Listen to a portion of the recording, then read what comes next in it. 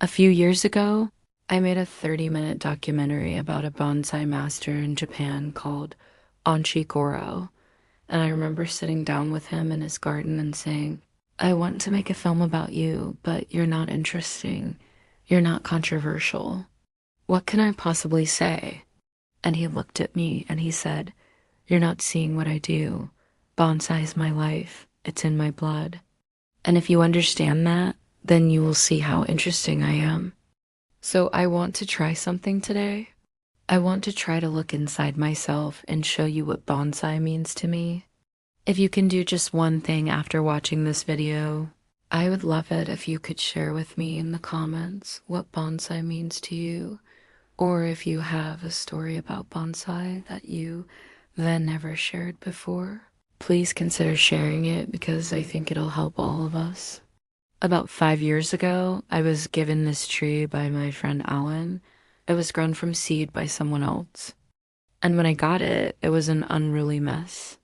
The branches were growing in all different directions. There was no style. It was just completely wild. And I wanted to turn it into a cascade style. So I started to wire the branches and start to bend them towards the pot. And I was so focused on getting every single branch exactly where I wanted it that I didn't take a step back and look at the tree as a whole. And I ended up making a really big mistake. I bent one branch too far and it broke. And even though I was able to glue it back together, it still looks bad. But instead of panicking, I decided to go with it. I wired up the rest of the branches. I planted the tree in a new pot and I started to let nature do its work. Every year, I deprune off some of the leaves to encourage the tree to grow stronger and thicker, and I'd water it and fertilize it and repot it. And slowly but surely, the tree began to look more like a tree. Over the course of the last 4 years, I've been working on healing that broken branch, and it still hasn't fully healed over. It's still kind of like a scar on the tree. And honestly, I don't know if it ever will. That tree is the best example of what bonsai has taught me. I was so focused on controlling everything that I forgot to be present and enjoy the process. I wasn't focused on creating a bonsai. I was focused on creating my vision of a bonsai. And in doing so, I broke the tree. And that taught me that there is no point in trying to control everything because no matter how hard we try, we're always going to make mistakes. And sometimes those mistakes will break our trees, and that's okay. It's part of the process. We should embrace those mistakes because they teach us how to be better bonsai artists. In the world of bonsai, we talk about 3 major elements: earth, water, and fire. Earth is the soil that the tree grows in. Water is what helps the tree grow, and fire is the pruning shears. Fire is the most important element of all because without it, a bonsai doesn't grow. It chokes and it dies. Pruning is the most difficult part of bonsai because it's painful. It hurts to cut off branches. We feel bad that we're inflicting pain on the tree, and we worry that maybe we're doing something wrong. But every cut that we make is a good cut. Every cut makes the tree stronger. I've had a lot of bonsai teachers, but one of the ones that has affected me the most is a guy named John. John is a bonsai artist who specializes in growing juniper trees. He has thousands of junipers, and they are all incredible. A couple years ago, I went to visit him and I brought a tree with me that I wanted him to take a look at. It was a Chinese elm, and when I showed it to him, he immediately grabbed the shears and he started making cuts all over the place. At first, I was shocked. All I could think about was how many cuts he was making. But then I stopped and I took a breath and I watched what he was doing. After he finished, I couldn't believe it. The tree looked amazing. He had taken all these wild, crazy branches and turned them into a beautiful cascading style. It was exactly what I wanted. But there was one thing that I couldn't understand.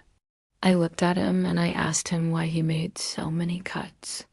And he looked at me and he said, How could you have so many branches and not make any cuts? If you don't make cuts, you're not doing bonsai. That really affected me because I realized that I was scared to make cuts.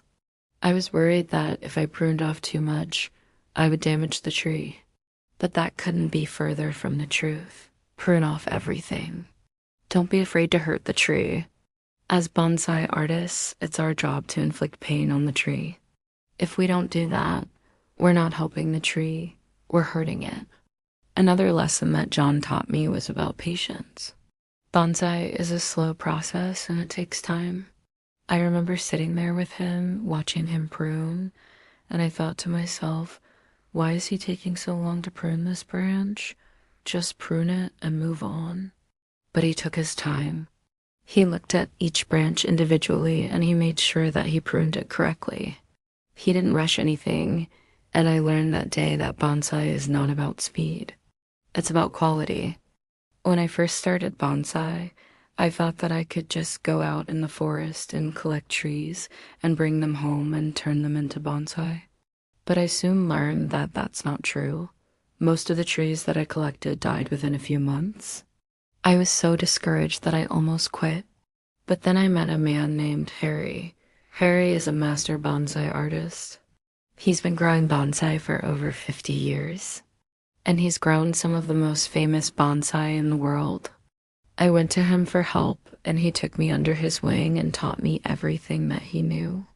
One of the things that he taught me was that bonsai starts in the forest. He taught me how to look at a tree and see its potential as a bonsai.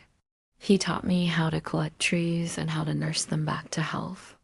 He taught me how to prune and shape and wire. In short, he taught me everything that I know about bonsai. Without Harry, I wouldn't be where I am today. There's a story that I love about a bonsai master named Anchi Guru. There was a group of students sitting around him one day, and one of them asked him a question. He said, "Master, how can we get your level?" And the master looked at him and he said, "It's simple. You just need to sit at my side for 10 years.